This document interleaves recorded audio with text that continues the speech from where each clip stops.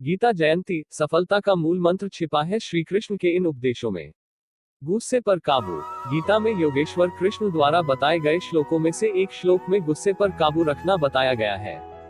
इसका आशय है कि कोई भी व्यक्ति जब क्रोध करता है तो भ्रम पैदा होता है, यानी कि सही और गलत का भेद मिट जाता है, बस क्रोध ही शेष ही रहता है। इससे बुद्धि भी व्यग्र हो जाती है। इसके बाद किसी भी सही बात का तर्क व्यर्थ जाता है और तब व्यक्ति के पतन की शुरुआत हो जाती है। वर्तमान समय में यदि इसकी प्रासंगिकता की बात करें तो किसी भी कार्य को करते समय यदि क्रोध आ जाए तो कार्य प्रभावित होता है। कई बार तो यहाँ तक देखा गया है कि लोग क्रोध में आकर अपनी नौकरी, रिश्ते या फिर जिंदगी तक को दांव पर लगा देते हैं। वह अपने क्रोध के दुष्परिणामों के बारे में कभी भी विचार नहीं करते।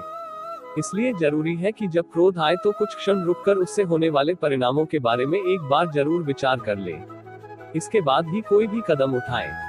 गीता जयंती जानिए किस तरह योगेश्वर श्री कृष्ण ने अर्जुन को गीता के जरिए दिया ज्ञान। देखने का नजरिया।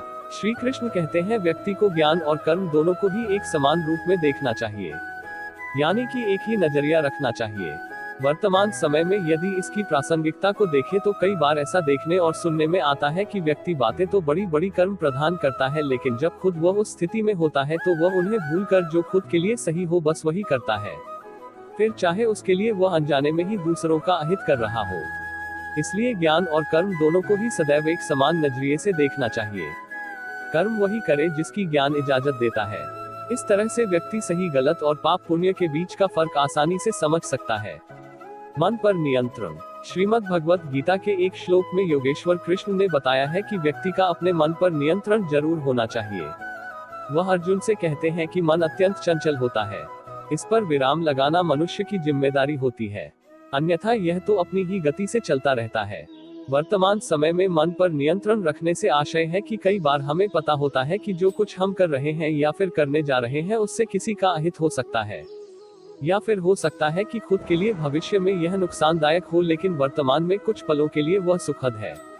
मन की चंचलता के चलते व्यक्ति जानते समझते हुए भी कई बार गलत कदम उठा लेता है।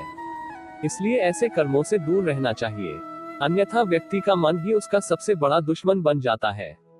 सच्चे दोस्त। श्रीमद् भगवत गीता ने श्री कृष्ण ने सच्चे दोस्त के बारे में बताया है कि सच्चा मित्र वही होता है जो आपका बुरे वक्त में साथ दे, यानी कि दुख और परेशानी में हर वक्त आपके साथ खड़े हों।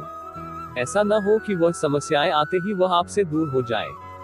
यदि आपका मित्र ऐसा न करे तो तुरंत ही उसका परित्याग कर देना चाहिए, अन्यथा ऐसे लोग आपके मित्र बनकर मित्रों की संख्या में तो इजाफा कर देंगे, लेकिन जरूरत पड़ने पर कोई आपके साथ नहीं होगा। वर्तमान समय में इसकी प्रासंगिकता कुछ इस तरह है कि वक्त जब सही हो तो तमाम दोस्त मिल जाते हैं मौज मस्ती करने के लिए, लेकिन वक्त खराब हो तो सभी साथ छोड़ देते हैं।